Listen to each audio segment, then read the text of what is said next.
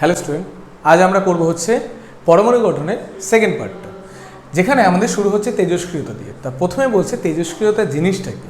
আজকে আমরা যদি যে কোনো পরমাণুর পারমাণবিক সংখ্যা ও ভর সংখ্যার দিকে ভালো করে তাকাই, তাহলে দুটো জিনিস লক্ষ্য করব যে পারমাণবিক সংখ্যা আর ভর সংখ্যার মধ্যে পার্থক্য আছে। পার্থক্য বলতে যে দুটো সবসময় সমান হয় না, আলাদা হয়। এবার আমরা জানি পারমাণবিক সংখ্যা অ্যাকচুয়ালি কী বোঝায়, প্রোটন সংখ্যাকে বোঝায়, আর ভর সংখ্যা অ্যাকচুয়ালি কী বোঝায়, প্রোটন প্লাস নিউট্রন সংখ্যাকে বোঝায়। পারমাণবিক সংখ্যা কী বোঝায়, প্রোটন প্লাস, শুধু প্রোটনকে বোঝায়, ভর সংখ্যা প্রোটন প্লাস নিউট্রনকে বোঝায়। যদি আমরা ইউরেনিয়াম নিই, ইউরেনিয়াম কি ইউর হচ্ছে 92 আর 238। এই যে 92 আছে এটা হচ্ছে পারমাণবিক সংখ্যা,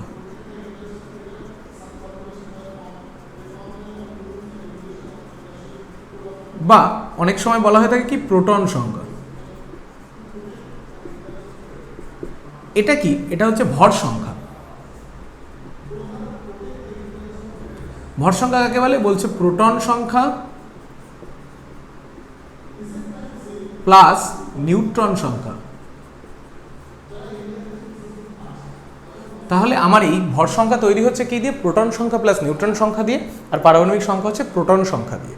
এবার ভালো করে বোঝা যাচ্ছে যে এই মৌলটা, যে মৌলটা সাধারণত অনেক ভারী মৌল, এই মৌলটার মধ্যে নিউট্রন কটা আছে কেউ যদি ভালো করে দেখে, সুতরাং নিউট্রন সংখ্যা কত হবে, ভর সংখ্যা কত 238, আর আমার ভর সংখ্যা মাইনাস প্রোটন সংখ্যা করলে নিউট্রন সংখ্যা পাওয়া যাবে -92। এটা করলে 146 আসছে। সাধারণত নিউট্রনকে আমরা n দ্বারা লিখবো আর প্রোটনকে আমরা p দ্বারা লিখব। নাম যেরকম ইংলিশে যেভাবে নাম এসছে সেই হিসাবে এসছে। নিউট্রন সংখ্যা n দ্বারা লিখছি, প্রোটনকে p দ্বারা লিখছি। এবার আমরা যদি n/p করি, n/p করলে এখানে আসবে কত, 146 ডিভাইডেড বাই 92, যেটা আসবে অ্যাপ্রক্সিমেটলি 1.58 আসবে, 1.58 মতন আসবে। ক্যালকুলেটর করে দেখলেই হবে। তো তেজস্ক্রিয়তা কাকে বলছে, বলছে সাধারণত ভারী পরমাণু নিউক্লিয়াস এবং যাদের নিউট্রন বাই প্রোটনের ভ্যালুটা 1.5-এর চেয়ে বেশি হবে। কি বলছে তেজস্ক্রিয়তা, সাধারণত ভারী পরমাণু নিউক্লিয়াস যাদের নিউট্রন বাই প্রোটনের ভ্যালুটা 1.5-এর চেয়ে বেশি হবে, সেই সমস্ত মৌলগুলি তেজস্ক্রিয় মৌল। এবার বলছে আচ্ছা সেই সমস্ত মৌলগুলি তেজস্ক্রিয় মৌল হলো ধরে নিলাম, বাট আমি করবোটা কি এই সমস্ত মৌল দিয়ে, এর ধর্মটা কি আছে। বলছে এই সমস্ত মৌলগুলো, মানে যে সমস্ত মৌল তেজস্ক্রিয়, যার একটা উদাহরণ ইউরেনিয়াম দেখলাম, থোরিয়াম আছে, আরও অনেক আছে। বলছে এইগুলো থেকে স্বাভাবিকভাবে বলতে কারোর উপর ডিপেন্ড করবে না। মানে আমি কত চাপ দিচ্ছি, কোন অবস্থায় রাখছি, কি তাপমাত্রা রয়েছে বা কোথায় নিয়ে করছি, মানে খুব কি আর্দ্র জায়গা রয়েছে বা খুব ঠান্ডা জায়গায় রয়েছে, এরকম কোনো ম্যাটার করবে না। এই তেজস্ক্রিয় যে পদার্থটা হবে, যেমন ইউরেনিয়াম, এর থেকে কিছু রশ্মি অনবরত নির্গত হবে। অনবরত মানে নিজের থেকে স্বতঃস্ফূর্তভাবে কন্টিনিউয়াসলি বেরাতে আরম্ভ করবে। সেই রশ্মিগুলোর নাম হচ্ছে আলফা রশ্মি, বিটা রশ্মি আর গামা রশ্মি। এই তিন ধরনের রশ্মি আমাদের নির্গত হবে, আলফা রশ্মি, বিটা রশ্মি আর গামা রশ্মি। এই তিন ধরনের রশ্মি নির্গত হবে, সেটাই হচ্ছে আমার তেজস্ক্রিয়তা। তাহলে যে মৌলের এই ধর্মটা দেখা দেবে তাকে তেজস্ক্রিয় মৌল বলা হবে। যেমন ইউরেনিয়াম একটা তেজস্ক্রিয় মৌল। বলছে আলফা রশ্মি, বিটা রশ্মি ও গামা রশ্মি যে পেলো, এদের প্রতিগজনে আলাদা আলাদা বৈশিষ্ট্য আছে। কি বৈশিষ্ট্য আছে সেটা আমাদের এবার দেখতে হবে। আলফা রশ্মি অ্যাকচুয়ালি হচ্ছে হিলিয়াম কণা, He24 কণা। এটা অ্যাকচুয়ালি ইলেকট্রন কণা। বিটা রশ্মি মানে ইলেকট্রন কণা, আর এটা কোনো কিছু নেই, এটা জাস্ট একটা রশ্মি, রশ্মি। আচ্ছা, হিলিয়াম কণা হওয়ার জন্য আলফা রশ্মির ভর কত হবে, ভর যদি দেখি, ভর হবে হচ্ছে 4টি প্রোটনের ভরের সমান। আমরা আগের ক্লাসে দেখেছি, আমরা যদি ইলেকট্রন, প্রোটন, নিউট্রনের ভরগুলো জানি, যেমন 1.6725 ইন্টু 10⁻²⁻27, একে 4 দিয়ে গুণ করে দেবো, হয়ে যাবে আমার হচ্ছে। এটা কত হবে, এটা একটি ইলেকট্রনের ভরের সমান, আর এটা হচ্ছে ভরহীন, এর কোনো ভর নেই। আধান যেহেতু 4টি প্রোটনের সমানুপাতিক, 4টি প্রোটন দিয়েও ধরে নিই আমরা, তাহলে এর আধান কত হবে? এখানে দুটো এই নিচে কটা আছে? দুটো প্রোটন, মানে 2 × 1.6 × 10⁻−19 কুলম্ব। অবশ্যই এটা প্লাস আধান প্রোটনের জন্য, আর এটা হবে -1.6 × 10⁻−19 কুলম্ব। আর এটাও এর কোনো আধান নেই। সবচেয়ে ইম্পর্টেন্ট যেটা আছে সেটা হলো এদের ভেদন ক্ষমতা। সবচেয়ে মজার বিষয় হচ্ছে এগুলো কি হয়, আজকে কোনো জায়গা থেকে যদি আলফা বিটা গামা রশ্মি নির্গত হতে আরম্ভ করে, তাহলে এই রশ্মিগুলো তো খালি চোখে দেখা যায় না, এই রশ্মিগুলো ভেদ করে যেতে পারে। ভেদ করে যেতে বলতে পারে, যেমন আমি ধরে নিলাম এই যে বোর্ডটা রয়েছে, এই বোর্ডটায় ভেদ করে এপাশ থেকে ওপাশে যেতে পারে। যেমন আমরা ওয়ান টাইপ অফ এক্সরেকে ভাবতে পারি। কোনো কিছু কারোর যদি দেখা গেল হাত ভেঙে গেছে, তা কী করে? ডাক্তারের কাছে গিয়ে আমরা এক্সরে করি, বলি না যে এক্সরে করতে হবে, তাহলে কী হয়, হাতে যে হাড়ের যে ছবিটা আছে সেটা আমরা দেখতে পারি। তেমনি আলফা বিটা গামাও ভেদ করার ক্ষমতা আছে, আলফা বিটা গামারও ভেদ করার ক্ষমতা আছে। এবার আমাদের সাধারণত ক্রম দেয়, মানে ভেদন ক্ষমতার ক্রম। এটা মিলিমিটার এককে অ্যালুমিনিয়ামের পাতকে ভেদ করতে পারে, এটা সেন্টিমিটারে, এটাও সেন্টিমিটারে ভেদ করতে পারে। যদি ক্রমটা দেখি কে কত ভেদ করতে পারে, সেই ক্রম এ যদি 1 ভেদ করতে পারে, এ 10⁻² ভেদ করতে পারে, 10⁻4, মানে প্রতি কটা থেকে এখান থেকে এখানে গেলে 100 গুণ বেশি ভেদ করতে পারে, এখান থেকে এখানে 100 গুণ বেশি। এটা মিলিমিটার অর্ডারে ভেদ করে, মানে আলফা রশ্মি খুব কম, ভেদন ক্ষমতা খুব কম। বিটা রশ্মির ভেদন ক্ষমতা একটু বেশি তুলনামূলক, কিন্তু গামা রশ্মির ভেদন ক্ষমতা সবচেয়ে বেশি। তার জন্য কোনো জায়গা থেকে যদি গামা রশ্মির বিকিরণ হয়, সেটা খুবই ক্ষতিকারক হয়, শরীরের পক্ষেও ক্ষতিকারক। গামা রশ্মির বিকিরণ খুবই ক্ষতিকারক, কারণ কি এত বেশি ভেদ করে যেতে পারে যে এক প্রান্ত থেকে অপর প্রান্তে অনেকটা মোটা অ্যালুমিনিয়ামের 100 সেন্টিমিটার অ্যালুমিনিয়ামের পুরু প্লেটও ভেদ করে দিতে পারে। এ 1 থেকে 2 সেন্টিমিটারে করতে পারে, এ মিলিমিটার এককে করে থাকে। এই হচ্ছে এদের বেসিক পার্থক্য। যদি দেখি যে কে কত ভেদ করতে পারে, সেই হিসাবে পার্থক্য হচ্ছে। এরপরে আমাদের কি আছে, সেটা হলো কিছু কিছু মৌল পাবো যাদের পারমাণবিক সংখ্যা ও ভর সংখ্যার কিছু তারতম্য দেখা দেওয়া সত্ত্বেও সাদৃশ্য পাওয়া যাবে এক বা একাধিক মৌলের সঙ্গে। মানে কিছু কিছু মৌল দেখা গেল কারোর ভর সংখ্যা সমানও হতে পারে, আলাদাও হতে পারে, কারো পারমাণবিক সংখ্যা আলাদা হওয়া সত্ত্বেও ভর সংখ্যা সমান হয়ে গেল, বা নিউট্রন সংখ্যা সমান হয়ে গেল, বা প্রোটন সংখ্যা সমান হয়ে গেল। এরকম কিছু ভিত্তিতে আমরা কিছু মৌলগুলোকে শ্রেণীবিভাগ করব, সেগুলো আমরা দেখছি। এটাই মুছে নিচ্ছি, কারোর হলে এটা পজ করে টুকে নিতে হবে। এবার আমরা দেখবো হচ্ছে ওই আইসোটোপ বা যেগুলো বললাম আমরা যে নামগুলো, সেগুলো ভিত্তিতে 3টে ভিত্তিতে আমরা প্রথমত করব, আরও অনেক ভিত্তি করা যায়। Isotope, isobar, isotone. 3টে ভাগ করা যায়, একটা হলো আইসোটোপ, আইসোবার, আইসোটোন। সবচেয়ে মজার বিষয় হচ্ছে এগুলো প্রচণ্ড পরিমাণে গোলাবে, কিন্তু আমাদের একটা সহজ পদ্ধতি বলছি, সেই পদ্ধতিটা মনে রাখলে কারোর গোলাবে না। যেমন এটা আছে আইসোটোন, লাস্টে যে নামটা আছে সেটা আমরা সারাক্ষণ মনে রাখবো, আইসোটোন। আচ্ছা কার না, আমাদের কাছে 3টে জিনিস আছে, প্রোটন, নিউট্রন, ইলেকট্রন, এছাড়া তো কিছু নেই। কিন্তু আমাদের এখানে ইলেকট্রনের কোনো ভ্যালু নেই, আমাদের যা আছে প্রোটন আর নিউট্রন নিয়ে কথা হবে। আইসোটোন, এই যে টোন কথাটা যদি আসে তাহলে এটা নিউট্রন, নিউট্রন নিয়ে কথা হবে। আইসোবার, আচ্ছা ফুটবল খেলা যারা যারা দেখে, ফুটবলে যদি বার পোস্ট দেখি এরকম হয়, এরকম বার পোস্ট, এটা আমাদের বার, তাহলে মাথার অংশটা। আচ্ছা কোনো পরমাণু, কিছুক্ষণ আগে আমরা কি দেখলাম, ইউরেনিয়াম 92, 238, মাথায় কি আছে? এটা আছে, মাথারটাকে আমরা কি বলছিলাম? ভর সংখ্যা। তাহলে আইসোবার বেসিক্যালি ভর সংখ্যাকে বোঝায়। এটা আমরা নিচে লিখছি, এগুলো নিচে লিখছি তাহলে আরও বেটার হবে। এটা হচ্ছে ভর সংখ্যা সমান, ভর সংখ্যা সমান, এটা কি নিউট্রন সংখ্যা সমান,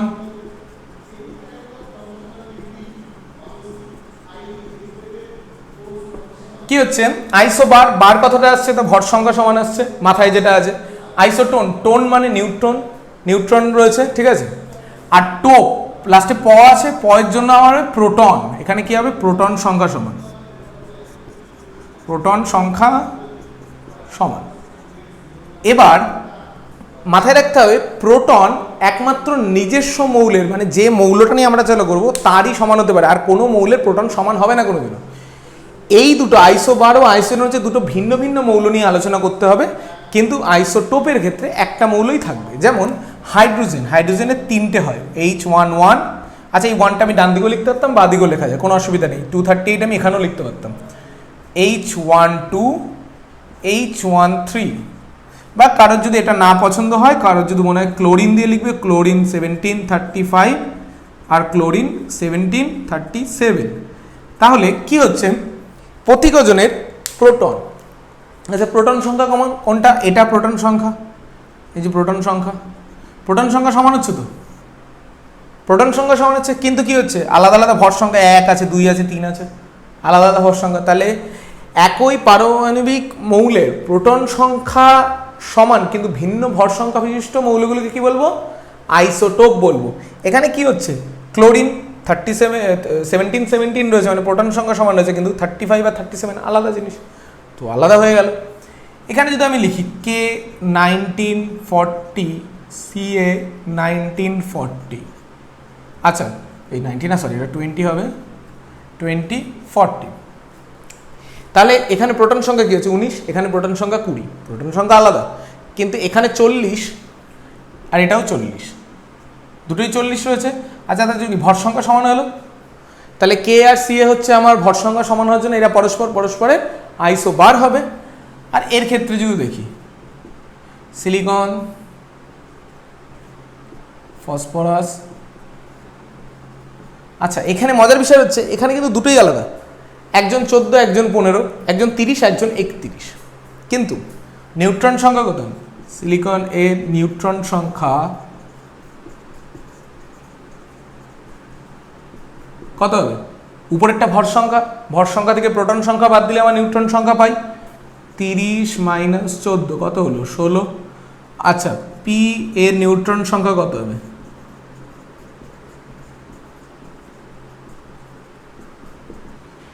31 - 15, সেটাও হলো আমার 16। আচ্ছা, নিউট্রন সংখ্যা সমান হচ্ছে, তাই এদেরকে কি বলা হচ্ছে? আইসোটোন বলা হচ্ছে। নামের মধ্যে আছে, লাস্টে টোন কথাটা থাকলে সেটা নিউট্রনকে বোঝায়, লাস্টে বার কথাটা থাকলে সেটা ভর সংখ্যাকে বোঝায়, আর লাস্টে টোপ কথাটা থাকলে সেটা প্রোটনকে বোঝায়। আমাদের যে কোনো একটা ডেফিনেশন আসবে এবং সাথে উদাহরণটা আমাদের দিতে হবে, উদাহরণগুলো ভালো করে দেখতে হবে, ঠিক আছে, এটা টুকে নিতে হবে। এবার আমরা দেখবো হচ্ছে যে কোনো যে পরমাণু রয়েছে তার তো মাঝখানে যেটা থাকে তাকে নিউক্লিয়াস বলি। এখানে পি আর এন লিখেছি, মানে হচ্ছে প্রোটন এবং নিউট্রন যেহেতু থাকে, এবং তারকে ঘিরে বিভিন্ন কক্ষপথে আমাদের ইলেকট্রন থাকে, বিভিন্ন কক্ষপথে, একটা না একাধিক কক্ষপথ থাকে। যেমন আমাদের যদি আমি সৌরমণ্ডলের কথা ভাবি, আমাদের এখানে যেমন সূর্য থাকে আর তার চারপাশে আমাদের থাকে কি, গ্রহগুলো ঘুরতে লাগে, তেমনি এখানেও সেরকম হবে, বিভিন্ন কক্ষপথ জুড়ে আমাদের থাকবে। এখানে যদি দেখি কোন কোন কক্ষপথ আছে, আমরা প্রথম 4টে কক্ষপথ দিয়েছি, আরও একাধিক কক্ষপথ আছে, কে কক্ষপথ, এল কক্ষপথ, এম কক্ষপথ, এন কক্ষপথ, এরকম পরপর চলতে লাগবে। বলছে এই কক্ষপথের সংখ্যা কত? কক্ষপথের সংখ্যা বলতে নাম্বারটা কত? কে হচ্ছে প্রথম কক্ষপথ, যেমন কে n = 1, এন হচ্ছে কক্ষপথ নাম্বার, ঠিক আছে, n = 1, এল হচ্ছে n = 2, m 3n, এখানে আঁকা সম্ভব হয়নি আমার, জায়গা নেই তার জন্য। এবার প্রতি কটা কক্ষপথে কটা করে সর্বোচ্চ ইলেকট্রন থাকতে পারে, তার মানে এই না যে থাকবে, সর্বোচ্চ ইলেকট্রন কটা থাকতে পারে, ফর্মুলা হচ্ছে 2n²। n এর ভ্যালু 1 বসালে 2 × 1² করলে 2 হয়, n এর ভ্যালু 2 আছে তাই 2 × 2² করলে 8 হয়, 2 × 3² করলে 18 হয়, 2 × 4² করলে 32 হয়, এরকম পরপর চলতে লাগবে। তবে আমাদের একটা জিনিস মাথায় রাখতে হবে, সেটা হলো অষ্টকের নিয়ম, বলছে কোনো পরমাণুর শেষ কক্ষপথে 8টার বেশি ইলেকট্রন থাকতে পারবে না, এটা মাথায় রাখতে হবে। কোনো পরমাণুর শেষ কক্ষপথে 8টার বেশি ইলেকট্রন থাকতে পারবে না, এটা যেন মাথায় থাকে। যেমন আমাদের হাইড্রোজেন যদি দেখি, হাইড্রোজেনের পারমাণবিক সংখ্যা কত? হাইড্রোজেনের পারমাণবিক সংখ্যা 1, এটা হচ্ছে পারমাণবিক সংখ্যা। অ্যাকচুয়ালি যে কটা পারমাণবিক সংখ্যা মানে তো প্রোটন সংখ্যা, আর যে কটা প্রোটন থাকে সে কটা ইলেকট্রন থাকে। তা হাইড্রোজেনের পারমাণবিক সংখ্যা 1 হলে ও শুধু কে কক্ষপথেই থাকবে, আর কোনো কক্ষপথে থাকতে পারবে কি? কারণ একটা ইলেকট্রন আছে, কে কক্ষপথেই থাকবে। যদি আমি হিলিয়াম দেখি, হিলিয়ামের পারমাণবিক সংখ্যা কত? 2, তাহলে প্রথমটাতেই দুটো থাকবে। লিথিয়াম যদি দেখি, Li কত আছে? 3, তাহলে প্রথমটাতে কত থাকবে? ম্যাক্সিমাম দুটো থাকতে পারবে, আর ঠিক তার পরেরটাতে একটা থাকবে।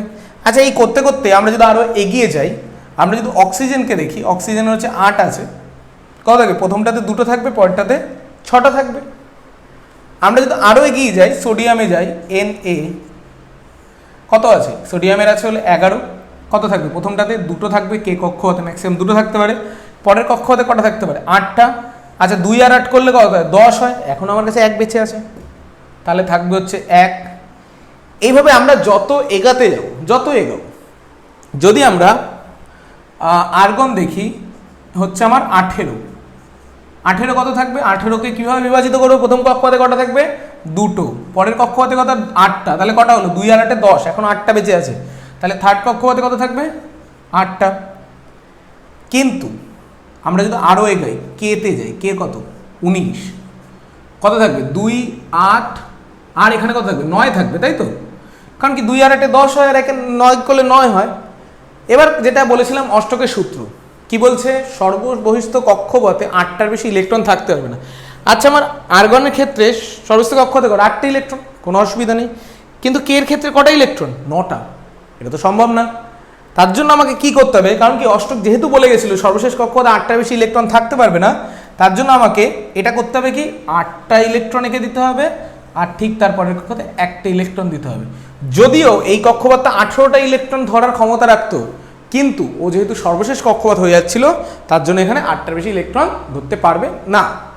বোঝা গেল তো? এরকম বিভিন্ন মৌল আছে, তাদের বিভিন্ন বিভিন্ন আছে, এরপরে আরও যেতে পারি আমি, পরপর করে আমরা এইভাবে যাব। এটা একটু পজ করে এটা টুকে নিতে হবে। আচ্ছা আমি এটা মুছে দিচ্ছি, পজ করে টুকে নিলেই হবে। এরপরে যে জিনিসটা আছে সেটা হলো আয়ন কাকে বলে? আয়ন, আয়ন প্রথমত দু প্রকার, ক্যাটায়ন, অ্যানায়ন।